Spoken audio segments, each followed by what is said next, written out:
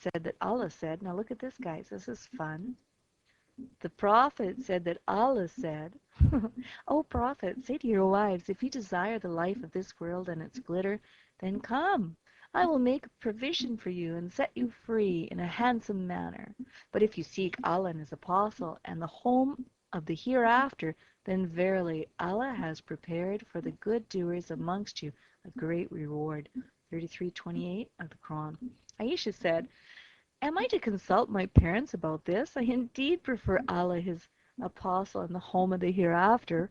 After that, the Prophet gave the choice to his other wives, and they also gave the same reply as Aisha did. Now, guys, I don't know. It appears to me here that Muhammad, he stayed away from his wives for 29 days out of shame and being humiliated at being caught in sin. And during those 29 days, he thought up a good plan so that he could make things right again. And so he had his Allah come to his defense. O Prophet, say unto thy wives, if ye desire the world's life and its adornment, come, I will content you, and will release you with a fair release. But if ye desire Allah and His Messenger, and the abode of the hereafter, then lo, Allah hath prepared for the good among you an immense reward.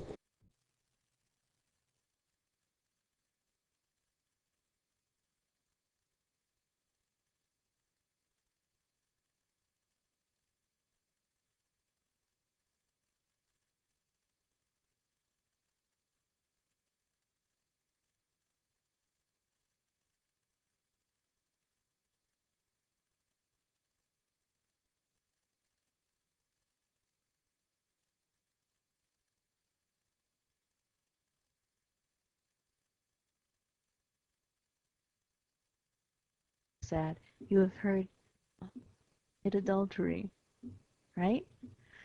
So how could Muhammad be a true prophet of God if he goes against what God says in his laws?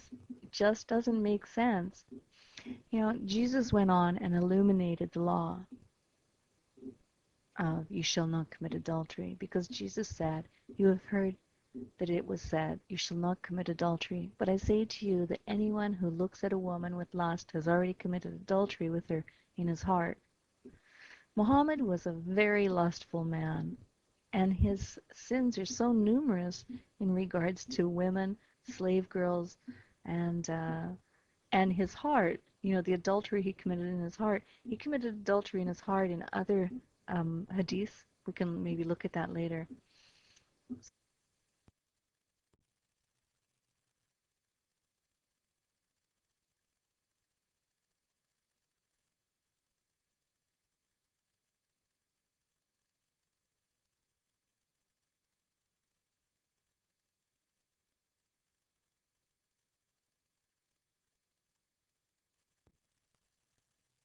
The table. When a woman who had lived a sinful life in that town learned that Jesus was eating at the Pharisee's house, she brought an alabaster jar of perfume, and as she stood behind him at his feet weeping, she began to wet his feet with her tears. Then she wiped them with her hair, kissed them, and poured perfume on them. When the Pharisee who had invited him saw this, he said to himself, if this man were a prophet, he would know who is touching him and what kind of woman she is, that she is a sinner. Jesus answered him, Simon, I have something to tell you. Tell me, teacher, he said.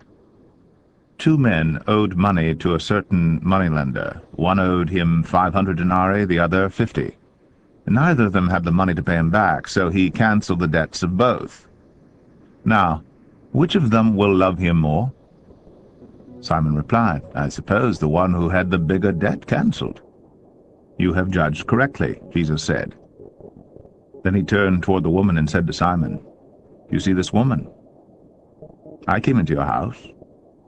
You did not give me any water for my feet, but she wet my feet with her tears and wiped them with her hair. You did not give me a kiss, but this woman, from the time I entered, has not stopped kissing my